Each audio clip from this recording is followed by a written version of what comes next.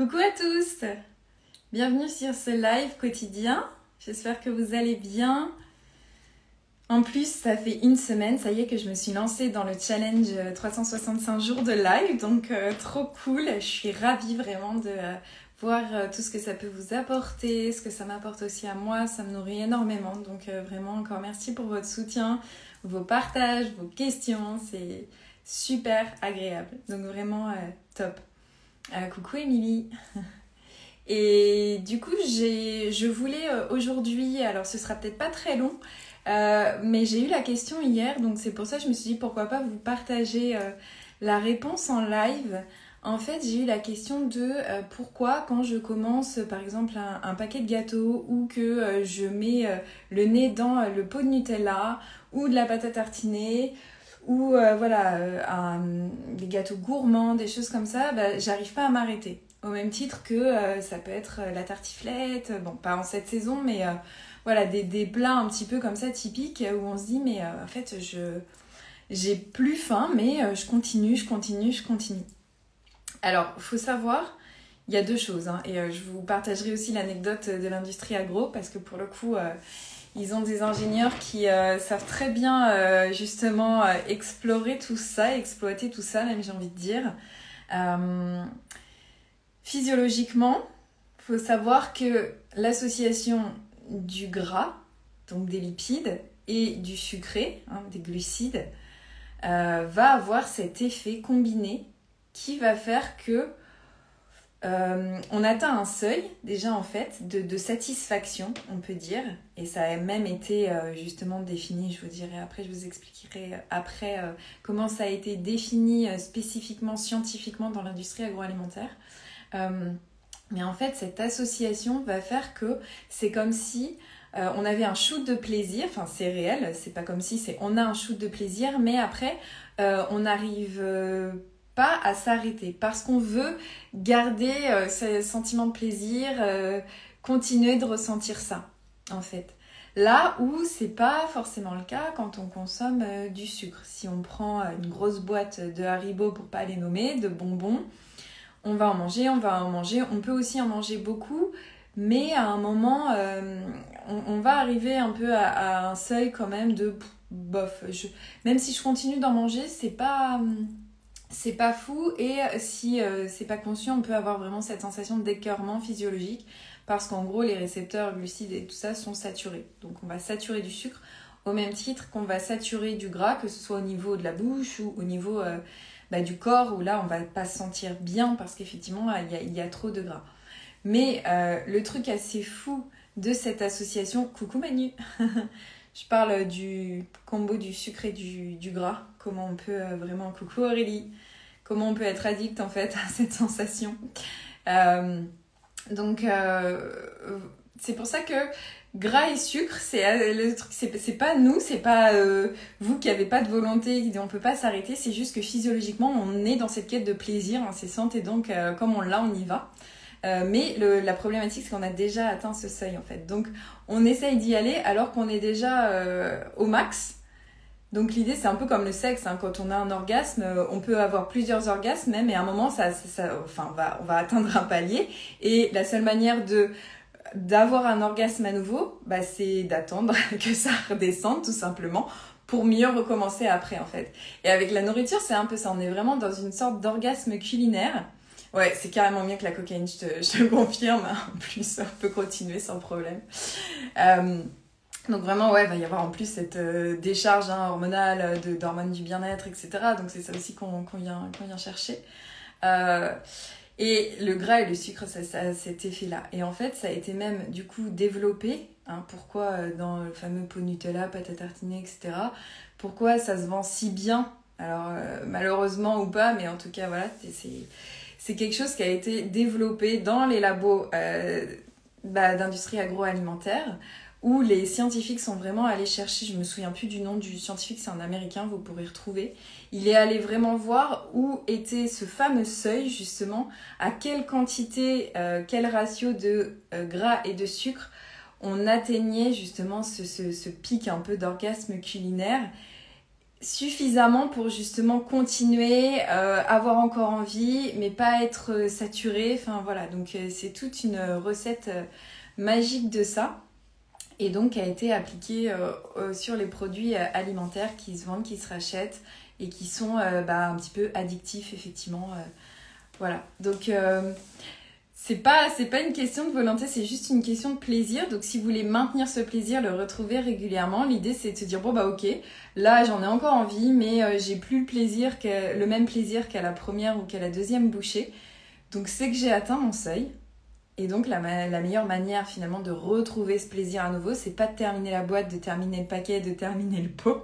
C'est juste justement d'attendre un petit peu, d'aller se nourrir, se faire plaisir autrement. Pourquoi pas d'aller faire un câlin justement avec la personne qu'on aime. Ça peut aussi être une autre forme de plaisir, de source de plaisir. Mais vraiment voilà, de se détacher un petit peu du pot, parce qu'après qu'est-ce qui se passe si on continue de manger? En fait c'est la culpabilité qui prend le dessus et finalement résultat on se sent plus mal à la fin qu'on se sentait au début en fait, donc du coup effet un petit peu annulé. Émilie, clairement, ouais, mais arrêter ou même diminuer, c'est tellement dur, il y en a partout, même dans les aliments les moins improbables. Et oui, du coup, forcément, la recette magique s'est vendue, s'est répandue partout et toutes les marques l'ont acheté. Hein. C'est sûr que ça, là aussi, c'est un marché, hein, donc c'est stratégique. Mais justement, peut-être qu'avec ce que je viens de te dire, ça te donne une autre option, une autre alternative pour ne plus subir ça, parce que la société nous fait croire aussi qu'on est faible, qu'on n'y arrive pas, les pubs entretiennent, tout ça, bah oui, du coup je me fais un petit plaisir, mais ça va, hein, on est adulte, on est grand, on a on a notre leadership, notre pouvoir de reprendre le dessus sur ça, hein. C'est comme le téléphone, oui on va prendre notre téléphone machinalement, il est toujours à côté de nous. On va l'allumer, on va direct aller sur Insta, sur Facebook, sur les réseaux, sur WhatsApp, sur Telegram, machinalement en plus, hein, c'est vraiment du coup ancré. Et donc il y a des séminaires détox, des connexions, des manières de justement je vais supprimer toutes les applis de mon téléphone, comme ça je serai pas tentée. Je vais aller un peu à contre-courant, mais à mon sens, j'espère quand même qu'on est plus fort que ça en fait. Et donc, j'ai le pouvoir de reprendre le lead tout simplement, même si que quand je dis non à mes enfants, je peux me dire non à moi, clairement. Et attends, ouais, je me vois faire, moi aussi, hein, carrément. Je prends mon téléphone direct Insta, attends, non en fait. Au moment où j'y vais, est-ce que je peux pas me dire, attends, t'as peut-être quelque chose de mieux à faire là? Voilà, ou alors tu te dédies 1 heure dans la journée et puis tu iras sur Insta, tu flâneras, c'est aussi, ça fait partie de nos vies. Mais j'en suis pas forcément esclave en fait. Et pareil pour le pot Nutella, pareil pour tout ce que j'ai évoqué, voilà. Donc ouais, ça va m'aider justement, mais même en période de SPM, je pense, période de règles, j'ai l'impression que mon corps appelle que ça. Alors ouais, ça je comprends. Là c'était vraiment pour vous donner un peu dans les grandes lignes de comment aussi ça fonctionne et surtout pour apaiser un petit peu ce sentiment de culpabilité qu'on peut avoir en disant j'ai pas de volonté, je suis vraiment nulle, mince, je regarde le pot, il était plein, il n'y a plus que la moitié, voire il est vide. Coucou Delphine, coucou à vous qui arrivez. Du coup, la période menstruelle et les règles, la période prémenstruelle, ça vient challenger aussi au niveau hormonal. Donc finalement, j'ai une petite variation hormonale, voire carrément des montagnes russes hormonales. Rien ne va plus, hein, c'est le fameux méta tes règles. Merci chers messieurs, mais le jour où vous le vivrez, je pense que vous ne tiendrez plus ce propos-là, mais bon, ça c'est un autre débat. Mais c'est sûr que voilà, va y avoir un petit peu les montagnes russes hormonales. Et du coup, le cerveau... Enfin voilà, vous savez, on a différentes parties dans le cerveau. Il y a un cerveau qui est plus archaïque, qui va finalement aller chercher le plaisir immédiat. Et au début, il ne savait pas, mais maintenant, il sait très bien ce qui va nous réconforter rapidement, de manière sûre, et qui est hyper accessible. C'est-à-dire, j'ai juste à aller dans la cuisine et prendre le truc, et là, j'ai pas de volonté. Donc, vois peut-être, Émilie, ce qui peut te faire du bien à ce moment-là. Qu'est-ce qui pourrait, au-delà d'eux, je dis pas qu'il faut enfermer le pot de Nutella ou ce qui te fait plaisir ou le jeter, c'est pas incompatible, hein. Mais dans ce cas, fais-toi ton petit moment cocooning, peut-être une tasse de thé si t'aimes bien, ou une boisson chaude, enfin voilà, quelque chose d'agréable au goût, dorlote-toi, fais-toi voilà, ta petite tartine, mais voilà, juste pour un petit peu calmer cette frénésie de ah ouais, mince, j'ai vraiment besoin et tout, j'y vais. Ça, c'est vraiment juste nos réflexes archaïques au moment de la préhistoire, voilà, parce que le monde évolue beaucoup plus vite que notre cerveau, même s'il évolue rapidement, c'est vrai qu'on a encore des réflexes archaïques. Ce qui est à l'origine du stress, de nos comportements, c'est que avant, on avait des réflexes qui nous permettent vraiment de nous barrer en courant quand on était coursé par un mammouth ou un lion, alors que maintenant, c'est plus du tout le cas. C'est pour ça qu'il y a des burn-out, c'est pour ça, voilà, parce que toute la gestion réflexe, contextualisée, il y a besoin de la réajuster, en fait. Voilà, donc on n'est plus en mode survie, en fait, finalement, dans nos sociétés, ou très peu, ou en tout cas pas dans nos pays. Enfin, dans d'autres pays ici, et là du coup pour le coup le pot de Nutella il n'a pas du tout lieu d'être, et il y a d'autres priorités, donc ça aussi ça permet de relativiser. Donc vraiment je t'invite à prendre soin de toi, à vraiment cocooner, à te dire ok de quoi j'ai besoin. Et ça peut changer d'un mois à l'autre, c'est pas parce qu'un mois tu te sens comme ça, que tu sais que ça a marché, que ça va tout le temps marcher. Peut-être que le mois suivant tu auras besoin d'autre chose, peut-être que tu vas le vivre autrement, mais rien que le fait d'être à l'écoute et de dire à ton corps ok j'ai entendu, ouais, j'ai cette envie. Ok, elle est désagréable parce que, elle est dans le sens, elle est tendue.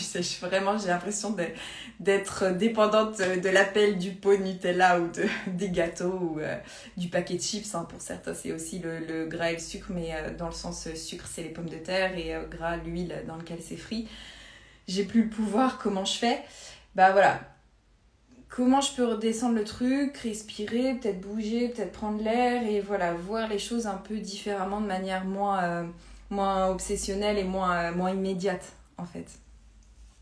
Et ouais, Manu, ne rien faire, c'est aussi du temps pour soi, mais c'est dur à gérer parfois. Et ouais, c'est sûr parce qu'on a un rythme aussi au quotidien qui est instauré, qui nous tient. Et c'est vrai que de casser ce rythme-là, je me souviens par exemple, tu vois, tu me donnes l'exemple de ton beau-père, de mon père, qui la semaine, il faisait des horaires de ouf, il rentrait à 20h, ça allait. Et le week-end, bisous papa, mais il était avec un mal de tête sur le canapé parce qu'en fait, il y avait ce changement de rythme qui faisait que du coup, le corps était un peu... exprimer un mal-être en fait. Donc peut-être que d'injecter un peu plus de douceur, de calme dans la semaine aurait permis de mieux profiter du week-end, je sais pas, mais en tout cas c'est clair que cette différence de rythme ou aussi des fois un petit peu ce que ça amène quand on est seul, parce que forcément quand on est seul on réfléchit plus ou il y a des trucs qu'on voulait peut-être pas avoir ou qu'on disait ouais je le gérerai plus tard qui se rappellent à nous, donc à voir là encore comment tu peux... Coucou Claudia, merci d'être là, génial. Mani, du coup, les compensations peuvent arriver à ce moment-là. Ouais, c'est ça, voilà. Parce qu'en fait, souvent, ça vient... Voilà, on monte un truc, peut-être que justement, le fait d'être seul, ça peut appeler... on n'avait peut-être pas envie d'être seul à ce moment-là aussi. Donc, du coup, on se dit, merde, je me sens pas bien. Putain, ouais, ça vient. Et donc, l'émotion, elle commence à monter.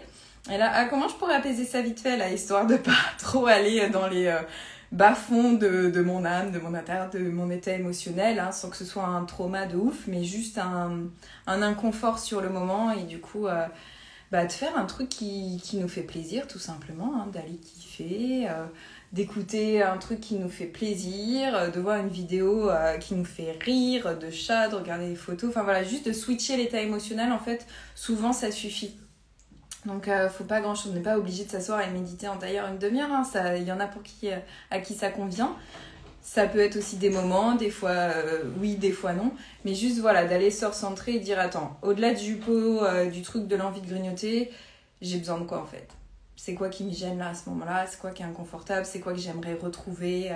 Voilà, coucou So. Avec plaisir Émilie, si ça a pu t'aider, je suis ravie. Trop bien. Voilà, du coup, Soraya, je parlais du combo sucré et gras, mais du coup, on en avait déjà parlé, donc je pense que tu pourras revoir le replay si tu veux, mais je voulais vraiment vous donner des pistes par rapport à ça et pas vous laisser dans l'inconfort et dans l'autoflagellation du « Ah putain, j'ai pas de volonté ». Voilà, et j'en reviens du coup au début, c'est-à-dire que ouais, la nourriture, elle est là aussi pour ça. C'est pas juste je mets mes envies de manger émotionnelles de côté, mes envies de m'apaiser avec la nourriture de côté. Heureusement, elle est là pour ça. Et la pâtisserie, tout ça, enfin, c'est les macarons, moi j'adore, je suis hyper épicurienne. Ma belle-sœur Manu, je t'embrasse et vraiment j'adore tes pâtisseries, tes gâteaux, tout ça. Merci de nous donner du bonheur, des papilles et tout le reste. D'ailleurs, si vous voulez... Enfin, non, je vais pas spoiler, mais voilà, j'y reviendrai sûrement. Mais en tout cas, voilà, d'avoir cette autorisation, de se donner cette autorisation parce que c'est là, c'est naturel, mais d'aller vers les bonnes choses aussi, les choses de qualité. Voilà, franchement, si vous voulez vous en... Enfin, c'est mieux d'aller vers quelque chose de qualité quand vous avez cette envie, vraiment, plutôt que d'aller vers le paquet de cookies industriels un peu dégueulasse, de dire, attends, déjà, est-ce que j'ai vraiment envie d'un cookie ? Si oui, c'est ok, mais est-ce que je pourrais pas plus aller vers un cookie de la pâtisserie ou les faire moi-même, vraiment pour kiffer culinairement, quoi. Parce que voilà, c'est ça le kiff culinaire. Heureusement, ça fait partie de la vie, de l'épicurisme aussi, et c'est ok. Donc on sort du plaisir coupable, hein, c'est bon. On sort de l'autoflagellation, on sort de l'éducation catholique, voilà, archaïque, de bah non, faudrait pas prendre trop de plaisir quand même dans tous les domaines, hein. Et yes, avec plaisir Soraya, tu me diras ce que t'en penses. Et voilà, donc en gros, kiffez culinairement, mais surtout autorisez-vous à vous offrir de la qualité. Ça, j'y tiens vraiment et vous verrez, vous me direz si ça marche comme ça pour vous. Mais en tout cas, c'est aussi quand on s'offre cette qualité, qu'on s'offre ce plaisir vraiment... brut, mais dans le sens où on se donne de la valeur en fait. C'est des ingrédients qui ont une valeur et un prix, hein, clairement, mais du coup, on les gère différemment. Enfin, je m'embrouille un peu dans les mots, mais en gros, on va avoir vraiment une toute autre posture et un autre comportement par rapport à ça, en fait. Donc, on va vraiment passer du « ah ouais, là, je m'autorise ce moment, donc j'en profite » et il n'y a pas forcément... En fait, c'est respecter aussi le produit et donc se respecter soi, finalement. Je me donne de la valeur, je respecte un produit qui a de la valeur et je profite au maximum, en fait. Et souvent, la plupart du temps, il n'y a pas cette culpabilité derrière, du coup. Voilà, j'espère que je suis claire. Travailler les matières pour créer, c'est aussi hyper bien pour l'apaisement de l'esprit. Qui plus est, avec de bons produits, la satisfaction arrive plus vite. Bah voilà, merci beaucoup Manu, tu résumes clairement ce que je voulais dire. Exactement, donc vraiment, plutôt que d'acheter, pourquoi pas économiser un petit peu pour vous offrir quelque chose de meilleure qualité, mais où vous allez kiffer vraiment culinairement. Ça, c'est hyper important. C'est exactement ça. Lorsque je craque, c'est sur des paquets de Milka Kinder. Merci du rappel sur la qualité. Yes, top. Bah, je suis ravie que ce petit rappel t'ait fait du bien. Comme quoi, hein, on est humaine et ça vaut le coup de se le rappeler de temps en temps. Voilà, ce qui n'empêche pas de manger des Kinder de temps en temps. Mais bon, il y a aussi après toute une dimension éthique qui peut venir se greffer. Et voilà, c'est finalement aussi la marque qui a quoi derrière. Comment elle s'engage au niveau des produits, au niveau des sources d'approvisionnement, au niveau éthique pour la planète, au niveau des emballages. Voilà, donc c'est vrai que moi, de plus en plus, j'ai à cœur de plus aller donner mon argent aux artisans, aux pâtissiers, vraiment aux personnes qui valorisent les produits de qualité, qui vont avoir une approche éthique au même titre que les restos. Voilà, on ne va pas pêcher massivement. Plutôt que d'aller dépenser mes sous chez Carrefour ou dans une autre grande surface, hein, clairement. Voilà. Quand c'est de la merde, c'est toujours trop cher. Ouais, bah exactement. Voilà, même truc à 99 centimes, c'est clair que c'est une dépense de trop, on est d'accord. On est d'accord. Bon, bah voilà, bah merci d'avoir été là. Je suis trop contente de cet échange. Trop contente de voir que ça vous a fait popper l'esprit et les papilles peut-être en même temps. Dites-moi ce que vous allez peut-être manger tout à l'heure. Là, c'est l'heure du déj. Je sais pas si vous avez déjà mangé, mais du coup, comment vous allez vous honorer, vous faire plaisir, vous faire kiffer culinairement. Et puis, je vous fais des gros bisous.